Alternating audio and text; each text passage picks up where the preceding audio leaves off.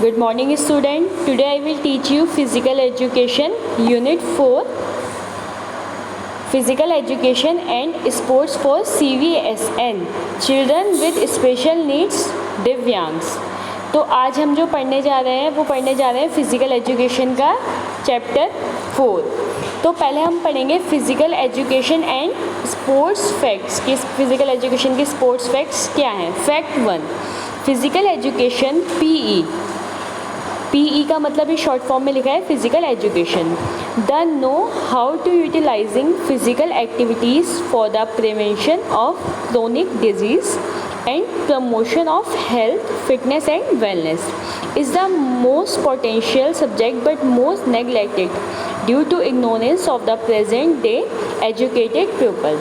तो इसका मतलब ये है जो शारीरिक शिक्षा और खेल है, शारीरिक शिक्षा स्वास्थ्य फिटनेस और कल्याण के पुराने रोगों को बढ़ावा देने के रोकथाम के लिए शारीरिक गतिविधियों का उपयोग करते हैं। जैसे कि आपको कोई भी पुराना रोग है, आपको उसे ठीक करना है या उसका रोकथाम करना है तो आप अपनी शारीरिक गतिविधि करते हैं, जैसे एक्सरसाइज करना, योगा करना, ये सब आप लोग करते हैं।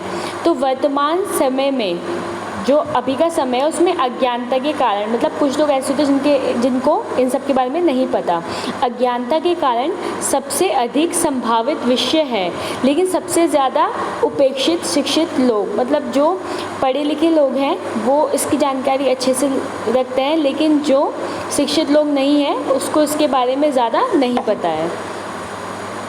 उसके बाद आता है हमारा fact, health wellness life long, मतलब जो हमारी हेल्थ की वेलनेस है वो लाइफ लॉन्ग हमारे लिए, मतलब हमको हमारी बॉडी को प्रोटेक्ट रखती है। जैसे health and wellness for everyone life long personalised. इसका मतलब ये है कि जो हमारी हेल्थ है, हमारा हेल्थ जो है वो सबके लिए लाइफ लॉन्ग तक पर्सनलाइज्ड, मतलब ये है कि व्यक्तिगत हम लोगों को मतलब फिट रखता है।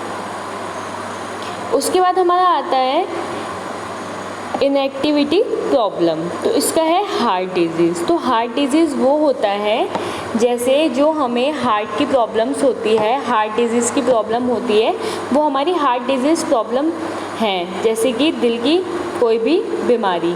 लेकिन अगर हम वर्कआउट करेंगे या फिर योगा करेंगे तो हमारी जो हार्ट डिजीज़ प्रॉब्लम है वो मतलब ठीक हो जाएगी या नहीं होगी।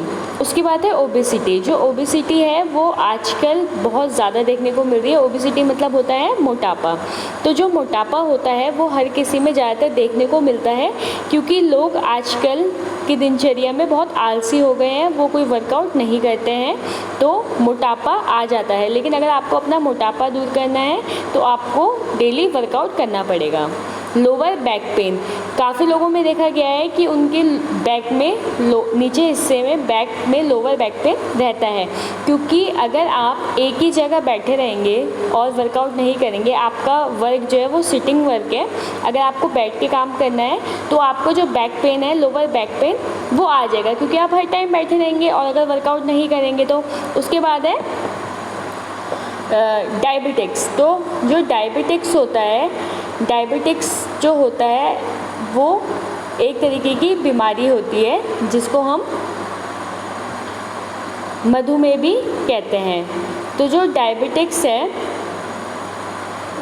जब हमारी बॉडी में शुगर का लेवल हाई हो जाता है तो हमें डायबिटिक्स हो जाती है। तो जो डायबिटीज़ होती है वो दो टाइप की होती है, एक तो उसमें सिम्टम्स होते हैं, इसके ट्रीटमेंट होते हैं। तो इसके जो ट्रीटमेंट है वो ये है कि अगर आपको डायबिटीज़ है और आप वर्कआउट कर रहे हैं, डेली वॉक कर रहे हैं, अगर आप डेली वॉक करेंगे या योगा करेंगे तो आपको डायबिटीज़ में काफ़ी रिलीफ मिलेगा और आपकी डायबिटीज़ भी ठीक हो सकती है या कम हो सकती है। उसके बाद आते हैं फैक्ट 5, एन एजुकेटेड पर्सन, मतलब जो एक पढ़ा लिखा पर्सन होता है, इसमें आपको उसके बारे में बताया जाएगा। An educated person is one who knows 4 subjects, i.e. palm, personality development, art of living by ABC, aiming, fitness, building healthy base and choosing sensibly, learning right lifestyle of daily schedule and management thought SR men's firm no to said smoking, alcohol, legal sex and drugs। तो इसमें जो हमें बताया गया है वो ये बताया गया है कि जो एक शिक्षित व्यक्ति है, एक शिक्षित व्यक्ति वह है जो 4 विषयों को जानता है, ठीक है, जैसे कि व्यक्तिगत विकास क्या है, आर्ट ऑफ लिविंग क्या है, स्वास्थ्य की प्राप्ति, स्वस्थ आधार का निर्माण और समझदारी से जो चयन करता है कि हमें अपने स्वास्थ्य को स्वस्थ रखने के लिए क्या करना है, तो वो समझदारी से सारे काम करता है। दैनिक समयबंधन की सीखने की जीवन शैली, मतलब जो हमारी दैनिक जीवन में जो कार्य है उसको सीखने की चाह रखता है। प्रबंधन के माध्यम से, प्रबंधन के लिए कोई फर्म नहीं, जैसे कि धूम्रपान, शराब, ठीक है, ये सब वो नहीं लेता है। तो ये एक एजुकेटेड पर्सन होता है जिसको पता है कि क्या मेरे लिए सही है और क्या नहीं है। उसके बाद हम आते हैं फैक्ट 8, नेचुरल लॉज। तो हमारे जो नेचुरल लॉज है, the law of gravity was operative since the existence of world but discovered only 3 countries ago by ISACC, Newton 1652-1727. Similarly, laws of physical fitness and wellness are operative since dawn of life but are yet to be taught to humanity in regular channel of education।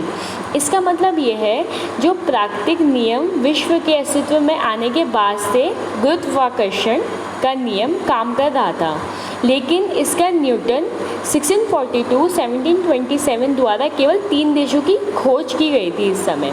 इसी प्रकार law of physical fitness and wellness जीवन की भोज से संचालित होते हैं, मतलब जो हमारी जीवन की कंटिन्यूसली, मतलब जो हमारा रूटीन है उससे ही हमारा फिजिकल फिटनेस एंड वेलनेस जो होता है वो संचालित होते हैं।